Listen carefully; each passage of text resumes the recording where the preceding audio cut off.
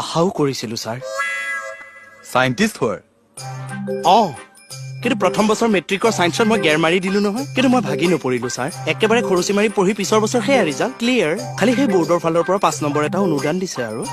তাৰ মানে আপুনি গ্ৰেছ মাৰ্ক পাই পাছ কৰিছিলে। কিন্তু সেইটোলৈ মোৰ অকণো অহংকাৰ নাই ছাৰ। সেইটো বেটছততো মোৰে ৰিজাল্ট ভাল। আমাৰ লগৰ সোপাই ফেইল কৰিছে।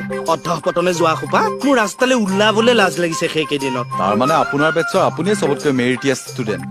মেৰি মেৰি সেইটো মই মেৰিট নহয়। মেৰিট মই পিছৰ বছৰে মেৰিট বিয়া পাতি পেলালো। বুজিছো একচুৱেলি মইহে আপোনাৰ জ্ঞানৰ মূলটো বুজি পোৱাত দেৰি হ'ল। ছাৰ কথাষাৰ আপুনি অন্তৰৰ পৰা ক'লে নে ইটিকিং কৰিলে? আপুনি কি বুলি ভাবিছে?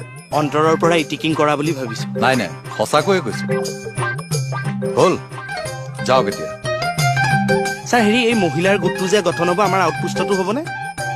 সেইটো কাৰণে এতিয়াও চাৰ্কুলাৰ অহা নাই, কিবা কৰে।